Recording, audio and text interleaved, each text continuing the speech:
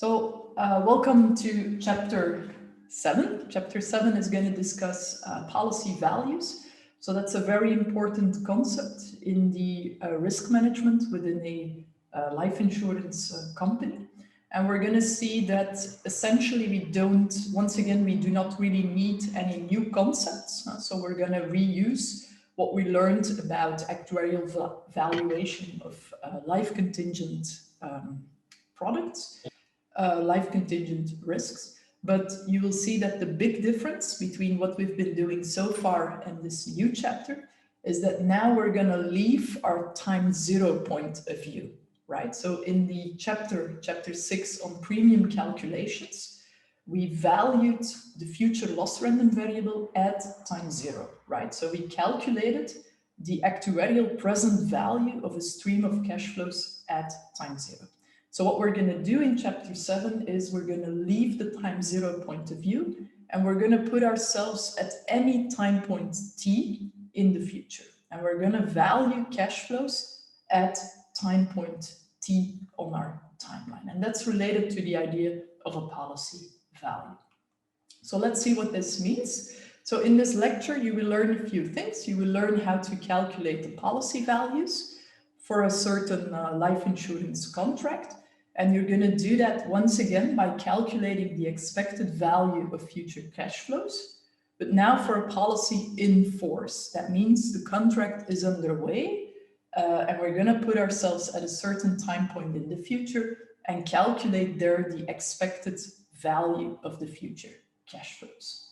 We're going to interpret these policy values as a really fundamental tool in the risk management of an insurance company. For example, if you look at the balance sheet of a life insurance company, this policy value will be a very important, if not the most important item on the liability side of this balance sheet. So this is really about the amount of capital that you need to hold as an insurance company to be able to fulfill your future liabilities with respect to your policy holders. So this is a very important concept that we need to, that we're going to calculate.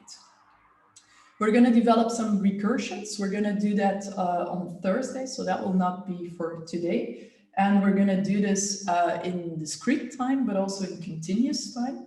And if you look at the continuous time setting, you will arrive at a differential equation, a very famous differential equation in the history of actuarial mathematics. And that's going to be Thiele's differential equation describing the evolution of the policy value in continuous time. And this will also be the topic for next Thursday. Yeah? So today we're going to start with a discrete time point of view with an annual time grid. And we're going to use the skills that we learned so far about how to value a stream of cash flows. What happens with the last bullet? You can use these policy values to evaluate certain policy modifications or alterations. For instance, what if you decide to cancel the contract or if you stop paying premiums? Then we can use the policy value to see, okay, what is your right to which death benefit are you entitled as a policyholder using the amount of capital that you paid so far. And probably in the interest of time, I will have to drop this last bullet this year, but we're going to come back to that. Okay, so what is the overall goal today? That's to discuss the capital, the assets that are required to meet our expected future payments to policyholders, right? And that's very important because we know that for an insurance company, the production cycle is inverted. So we determined the premium at the beginning of the contract. And at that point, we do not know as an insurance company what will be the actual cost that's going to be realized on this insurance policy. So we need to determine the premium upfront. The production cycle is inverted. But that means that as an insurance company, the regulator will, of course, will of course make sure that the insurance company holds enough assets, holds enough capital in order to be able to fulfill its future liabilities towards the policyholders. And calculating this capital, that is what calculating the policy value is about, right? In Dutch, we often call this the voorziening. In English, you could say the policy value or the reserve or the provision or the value, right? So we're going to use here a symbol V to denote this policy value, and the V is for valuation or value. So it's the amount held by an insurance company to ensure the future liabilities towards the policyholders can be fulfilled. Yeah? In other words, it's the amount of capital that you need to make sure that what you promised to your policyholders, that you can also make sure that you can fulfill these promises you made in the insurance contracts. Of course, we're going to take, when determining the policy value, we're going to take the future premiums and the investment earnings into account. So we're going to take into account that even when we put ourselves at time t, there will still be some cash, or there might be still some cash that flows, that is inflowing, right? Some cash that we will receive as a company, as an insurance company from time point t on. So we're going to take that into account when we determine how many capital should we hold in order to fulfill our liabilities. And like I already said, this is very important. If you look at the balance sheet of a life insurance company, if you look at the liability side, you will find there an amount of money labeled as the technische voorziening, the technical provision. So that is what this concept is about.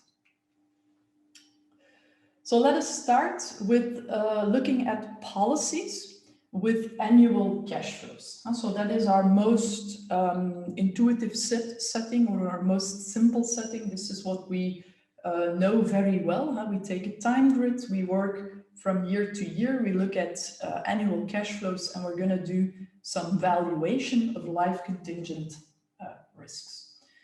And what we introduced last week was this future loss random variable. And this future loss random variable, we denoted that with capital L, L for the loss. That's either the net loss or the gross loss, right? And we put ourselves at policy inception or at policy issuance. So that means we're going to look at this loss random variable at time 0. That's what we did last week, right? So that's what we did in chapter 6. But what we're going to do now is we're going to consider these same future loss random variables, but not at time 0, but at some intermediate time points t, for a policy that is still in force t years after it was issued. Now, what does that last part mean? Well, of course, if my policyholder died before time t, then I have no future liabilities towards my policyholder. So then, in that case, the policy value will be 0, right? Because my policyholder died before time t, I have no future liabilities. I should not hold any capital for this particular policy. But if my policyholder is still alive at time t, I do have future liabilities towards this policyholder. So for him or for her, I should keep, as an insurance company, a certain amount of capital at time t, so that I'm able to fulfill my liabilities towards my policyholder, towards my client, right? So that's an important distinction. You're going to calculate this thing, this future loss at time point t, for those policies who are still in force at time t. And how are we going to do that? Well, what you see here is very similar to the future loss random variable that we already discussed in the previous chapter. The only difference, once again, is that we leave time point 0 and that we're going to take the point of view of a future time point t. So we're introducing LTN, which is the present value calculated at time t of the future benefits minus the present value calculated at time t of the future net premiums. Yeah, so we put ourselves at time t, we look at which cash will flow from the insurance company to the policyholder in the future, so that means beyond time t. And we also consider which cash will flow from the policyholder to the insurance company in the future. and we're going to value the difference between these two cash flow streams. We're going to value that at time t. And we're still calling that the present value, but it's the present value calculated at time t. And of course, if you take the benefits the expenses into account, you get something similar. You get the LT gross. So that means you're also going to take the expenses that you will have to pay in the future beyond time t. You're also going to value those at time t. And once again, do note the sign that this cash flow representing the expenses, the sign that this cash flow gets in my expression, because we need to make sure that our premiums are sufficient to cover both the benefits and the expenses in this particular setting. Okay, so that is what it's all about in chapter 7, how to value, how to calculate the expected value of this new future loss random variable. So it looks very similar to what we did in chapter 6. The only difference is that we're leaving the time zero point of view. Okay. So I try to picture this as usual. So here is my ticks picture prepared in LaTeX to visualize this. So what is important here in this graph, that I'm going to put myself in my valuation exercise, I'm going to put myself at time t. And at time t, my policyholder reached age x plus t, given that my policyholder initially had age x at time 0, right? So this is a first important consideration. If I put myself at time t, I'm now dealing with a policyholder who is x plus t years old, right? Also, the duration of the contract should be adjusted if you put yourself at time t. Imagine that originally at time 0, you had a contract with a duration of time n. Then, if you put yourself at time t, the remaining duration of this contract will be n minus t, right? So that is something you will have to take into account when you leave time 0 and when you put yourself at time t. The policyholder has reached age x plus t. The remaining duration of the contract is, for example, n minus t. What kind of cash flows are we going to take into account? Of course, we've got the premiums. Yeah, the first premium will be payable at time t, the next at time t plus 1, etc., etc. For the debt benefits, we've got the debt benefit that is payable at the end of year t plus 1, denoted here with bt. Then we've got bt plus 1, etc., etc. And we've got the future life annuity benefits, right? So these are the cash flows that we need to value at time t, okay? In a very general display, in a very general setting. Typically, we make the assumption when we value the policy value at time t that we say, okay, we do this valuation right before the payment at time t is paid, right? So that means that the PT is part of this policy value calculated at time t, and we're going to assume that this PT is payable right after time t, right? You will see that coming up in the exercises.